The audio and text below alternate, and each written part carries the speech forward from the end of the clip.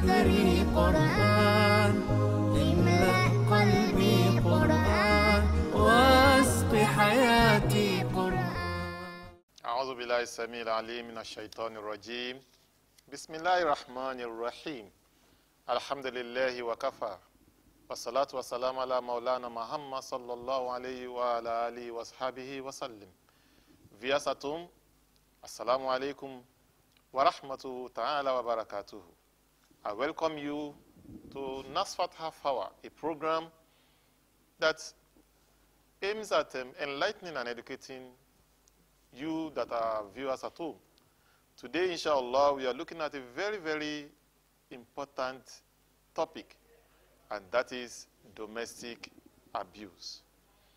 With me on the studio to discuss this issue is the Nasfat Zonal Missioner of Ondo, and that is Imam Ibrahim Shodeinde. Assalamu alaikum wa rahmatullahi wa barakatuh. Wa alaikum salam wa rahmatullahi wa barakatuh. Domestic abuse. What is domestic abuse? Inshallah, the anchor person, before I go on, let me say Bismillah ar-Rahman ar-Rahim wa salatu wa salam ala Rasulullah wa ba'd. Salamu alaikum wa rahmatullahi wa barakatuh. Wa alaikum salam. Dear viewers at home, inshallah, we'll be discussing, like the anchor person has said, domestic abuse, the Islamic antidote. But let me quickly say this. In Islam, marriage is a sunnah, a practice in keeping with the precedent and the encouragement of our leader by excellence, Muhammad sallallahu alayhi wa sallam. And marriage is a very important institution. Allah has mentioned that the purpose of marriage is for seeking sakina, what an Englishman would want to call tranquility between spouses. And the mention of the quest for tranquility is very instructive, as it demonstrates that the ideal atmosphere in a family is that of peace, love, repose, kindness, compassion, and consideration, and that marriage should be enjoyed, not endured in Islam. Allow me just to understand in Surah Rum, Quran 30, Ayah 21. Allah says, Bismillah ar-Rahman ar-Rahim. Wa min ayati an khalaqa lakum min anfusikum azwaja litaskunu ilayya wa ja'ala bainakum mawadatan wa rahma inna fi zalika ila khairu ayah, to save our time. Allow me just to understand in this particular verse of His that among His signs is that He created for you spouses from among yourselves, that you may dwell in tranquility, and He has placed between you love and mercy. Indeed, in that are signs for people who reflect. Many people who have not been victims of domestic violence or witness to sin may fail to appreciate why this topic, why are we concerned about domestic violence. But there are many women all over the world that suffer all manner of abuse in the hands of their spouses, especially in this our country and in so many regions of the world. And that is why the question, domestic abuse, how do we define domestic abuse? This varies depending on the context in which the term is used. Let me come from the behavioral definition, clinical behavioral definition first. It is defined as a pattern of assertive or coercive behaviors, including physical, sexual, and psychological attacks against intimate partner, parents against their children or worse, family members against one another, or spouses as the case may be. Then, for the benefit of this lecture, let us take it as domestic violence in this context therefore refers to interpersonal violence, which take place in domestic settings, family relationships, and intimate relationships, and is most commonly applied to violence by a man to his wife that we can equally call spousal abuse. Violence to members of the family, such as children, and may also refer to violence against a man and his wife, or a wife against her husband. Now, having looked at the definition of domestic abuse, do we have different forms or just only one form of domestic abuse do we have? Thank you very much for that question. We have so many forms of domestic abuse, but let me quickly mention a few of them. One is forced marriage. We have physical abuse. We have verbal abuse. We have emotional or social abuse. We have economic abuse. And even human trafficking is another form of domestic abuse. Thank you very much, Imam. In issues like this, there are causes and effects of domestic abuse. Can you enlighten us more about what are those things that cause domestic abuse? Thank you very much again. There are a lot of causes for domestic abuse. One of them that is very, very paramount is ignorance. Then the second one that I'm going to dwell more when I'm discussing the Islamic antidote is misapplication of the principles of Sharia. Then the other one is culture, traditions, and customs. Then we have family background and experience. Somebody who is from an abused home might want to abuse his or her spouse too. Then we have economic instability. Then we have greed, psychological behavior, jealousy, and mental disorder at times. So these are some of the few causes of domestic abuse. Then we are talking about the effect of domestic abuse. The effect is very complex. We have the effect on the individual that is being abused, the victim of domestic abuse. We have it on the society itself and on the children of that particular relationship. And this is why we have to understand the importance of this topic of concern, domestic abuse. Then, let me quickly reiterate some of the effects. The first one is psychological and emotional trauma of the victim. Somebody who is being abused will suffer psychological and economic trauma. At times, too, the person can be put into an economic stress. Somebody who married a woman who is a full-time housewife and is not taking good care of her, she can be what? Apart from suffering psychologically, she will probably be suffering economically, too. Now, because of this problem of domestic abuse, there are so many wives that have left their husbands, and then they become a single parent, and the major effect will be on the children of that particular relationship. Then on the society too, somebody who is not happy will not be a good personnel wherever he or she is working. These are some of the problems. This can be the net effect of domestic abuse. يا رحمن ساعدني يا رحمن اشرح صدري قرآن املأ قلبي قرآن واسق حياتي قرآن. Fountain University, Osogbo, the University of the Nasfat Al-Fati Society, Nasfat, offers qualitative undergraduate and postgraduate education with courses in the College of Management and Social Sciences, as well as the College of Natural and Applied Sciences. Fountain University, Osogbo, is a faith-based character-building institution with fully accredited courses and international exchange programs with ultramodern science laboratories and well-equipped mass communication studio complex. Fountain prides itself as a pace-setting university in exposing students to professional best practices. Our graduates have excelled in their various careers and won prestigious presidential scholarship awards. Fountain University also runs part-time and professional programs. Admission is on for applicants through UTME and direct entry. Visit our website or call. Fountain University, Osogbo, faith, knowledge, and service. Viewers at home is still on Nasfat Hour. And our topic for today is domestic abuse, the Islamic antidote. We have been given definitions of what domestic abuse is, the forms, the causes, and effects. But now, inshallah, we want to ask our Imam to the crux of the matter. What actually is the Islamic antidote for such an issue like domestic abuse? Alhamdulillah, Aidan. May Allah reward and come out for this question again. When we're talking about domestic abuse, the Islamic antidote, what is the Islamic solution to domestic abuse? I want to start by making us to realize where the Quran was revealed, the environment, the context at which the Quran was revealed.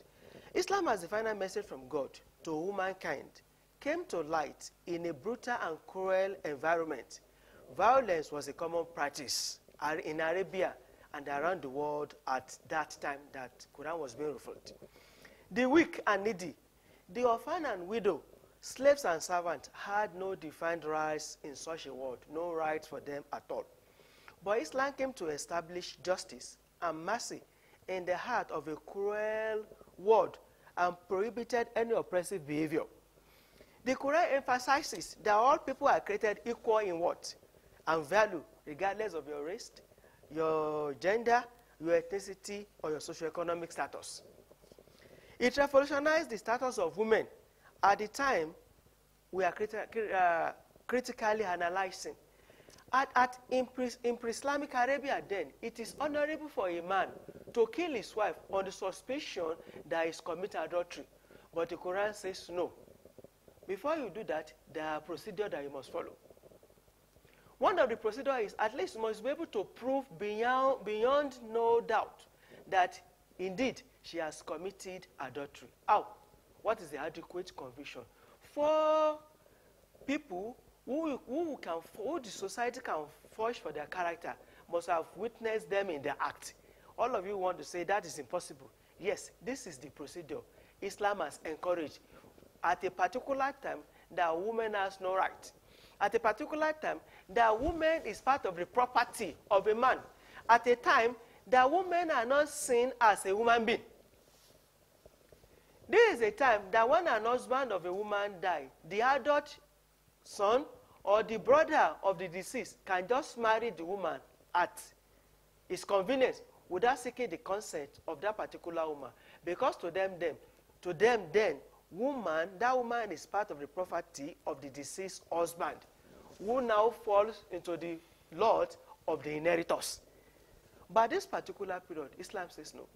In pre-Islamic Arabia, women are so worthless that men find it embarrassing, find it not good enough for them to have daughters.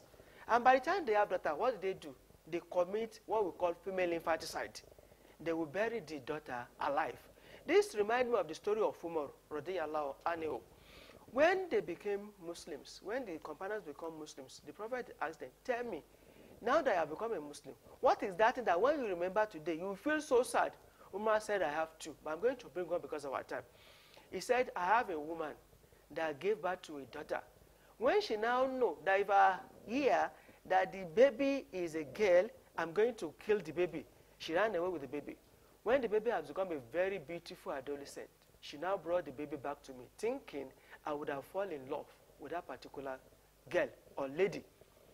But because to an Arab then, it is embarrassing to have a daughter who cannot live a proper nomad life. They can't act as bandits. During war, they can be captured and they become a dishonor to the clan or to the family. He said, I dig the ground to the height of that particular girl. And as I was walking, as I was sweating, dust is falling on me. The girl is helping me to take away the dust. Still, I put the girl inside the hole and I buried her alive. The night that I've become a Muslim, I used to be very sad of that particular accident. Why did I bring this story? To emphasize then that to them, then woman is nobody. They don't even take them as human beings. But Islam now comes. Quran now comes. Allah now revealed the Quran, commanding, prohibiting female infanticide. So we understand. But then when we are not talking about Islamic antidotes, people will want to say, yes, all this thing I've been saying is very good.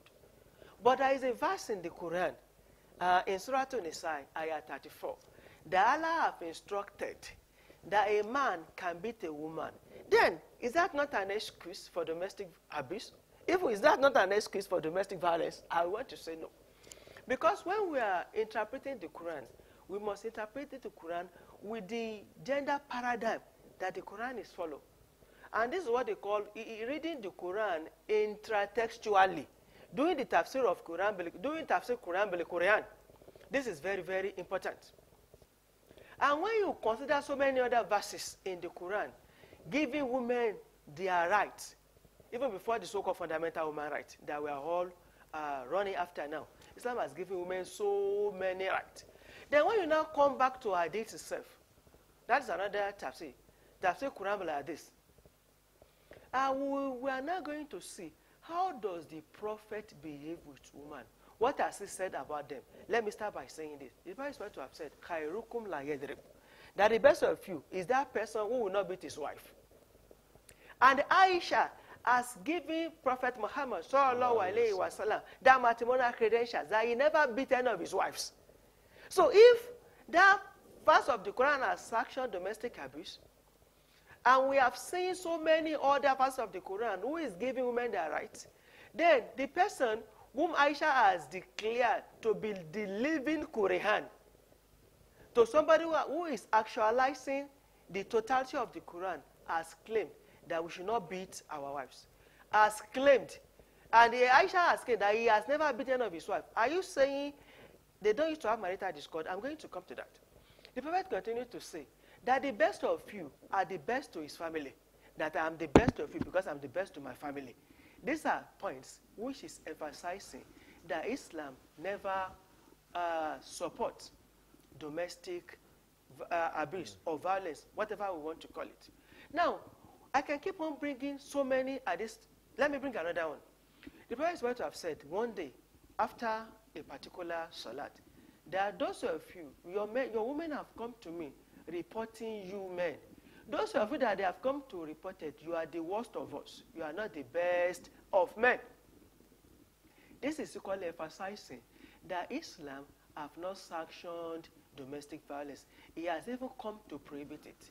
And that is why even the traditional scholars who have translated that particular daraba to mean beat, they will say light patting, light beating, beating with handkerchief, beating with cap, beating with siwak, toothbrush or toothstick. This is even saying that particular verse is not emphasizing domestic abuse. Let me go again to say, when you want to discuss a language that is a foreign language, where do we go to? We go to lexicons. We go to dictionaries. I want to quote two lexicons who have made us to understand that that word daraba is not beaten. But before I go to that, I want to go to Somali. Somalians, they speak a derivative of Arabic. And the word daraba, today, it means strike. But that strike, they translate to them, it means having sexual interaction, sexual intercourse with your wife. That if you want to come to English too, the Germanic word fucking, which has become in modern English, it has become how will I put it now, a vulgarism to mean what? Sexual interaction. And I said, let's come to the lexicons. Those people who have written dictionary. There's a popular dictionary, Al-Mawrid, Arabic English dictionary. He has given 30 different synonyms of daraba that is not translated to what? To beat. To beating. Then the Answer Arabic Dictionary too has given about 50 different meaning, 50 different translations that has not meant beating. So this is telling us that Islam has totally prohibited domestic abuse in all its various forms. So in cases where men are provoked by their women and we are saying that they should not be beaten, what do you want to see? Then that Quranic verse of chapter 4, verse 34. I think you still want to make better clarification. Thank you very much for that question. But before I go into the issue of nushus, how do we handle nushus from a woman, I quickly want to make some other points about this particular verse of the Quran that we are making an allusion to. Quran prohibited this evil act of domestic abuse in all its ramifications, like I said. Islam has introduced another form of reform in Surah An-Nur, where Allah is telling us, like I said, it is a culture that men take it to be honorable, that if their women commit adultery, that they can kill the person and nobody will see anything that is wrong. But Islam said no. Islam claimed that the man should produce 4 witnesses. But Islam makes us to understand again that the denial of the woman, it is enough to contradict the statement of the husband. The denial of the woman is enough to contradict the statement of the husband. Then that particular chapter now goes on to emphasize that there is a very severe punishment for somebody who have lied against a chaste woman. So if an husband should be proved for lying against his own wife, then he's in a serious problem. He will be given 80 lashes. This is telling us that Islam is not taking it lightly in any form of the word. Then when there is nushus, Islam has given us the path to take. The first one is what? Dialogue. Most marriages fail today because of lack of communication, or what I want to term communication gap. And we should not forget there are 3 C's of marriage. We have companionship, commitment, and communication. So, Islam now said the first thing is what? There should be a dialogue. The husband should sermonize the wife. If the wife refuses to yield, to change her way, then the next thing is not to beat. The next thing is to do hijrah from her bed to stop having sensual interaction with her. Then the next one is now what? Then the particular verb we are now discussing. But we should not forget that this verse have started talking about the responsibility, the rights and responsibility of the wife and the husband from the beginning. Where Allah is saying we are what? We are the maintainer of woman. So that is to say, a man who is not maintaining his wife properly, can he claim she's doing what is wrong? These are questions that we should ask ourselves. It made me to remember a story from Hindu, the wife of Abu Sufyan. She went to Prophet Muhammad sallallahu alaihi wasallam. He said, "Ya Rasulullah, O Prophet of Allah, anytime that we have taken something delicious in our house, it is that at that particular time I have stolen from the pocket of my husband." The Prophet said, sallallahu alaihi wasallam, that if you are taking what you will need exactly for your upkeep, you have not stolen. So you can see. The Prophet continues to tell her that because the right of a woman on her husband is to say, "Lagbaja, feed me or you relieve me." So this is telling us that before we can claim that a woman has done something wrong, have we done our own part too? Because marriage is two-way. It has rights and responsibility. The rights of my wife is my own responsibility.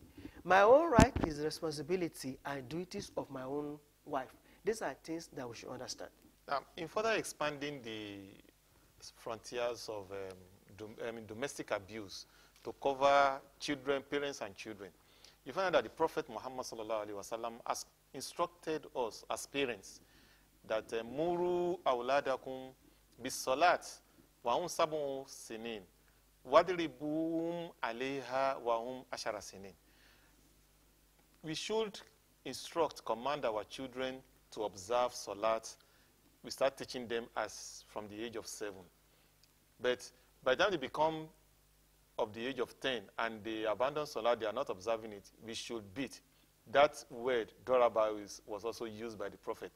Do we consider this as a domestic abuse too? I thank you very much for that beautiful question. The Prophet is right to have said, like from the hadith that you have quoted, that we should start instructing our kids, our children, our words to pray when they become 7 years old. And by the time they become 10 and they refuse to pray, then we should beat them. The question is now, is that not domestic abuse? Let me come to our own norms and values here. Before I even go to that, let me reiterate what the Prophet has said, sallallahu alaihi wasallam. The Prophet said, anytime you want to beat anybody, even animal, you must not beat them on the face. And the beating must not show any mark. That is to say, what the Prophet is reporting is light beating. But this light beating will work if you have gotten the right association with your children. If you have given them the right example. Because that's why a scholar said, whatever you want your kids to become, you must be the first person to be that thing. Like I used to say, let us consider Project Ismail. When we are talking about Idul Adha, it is not only about eating the ram that matters to us.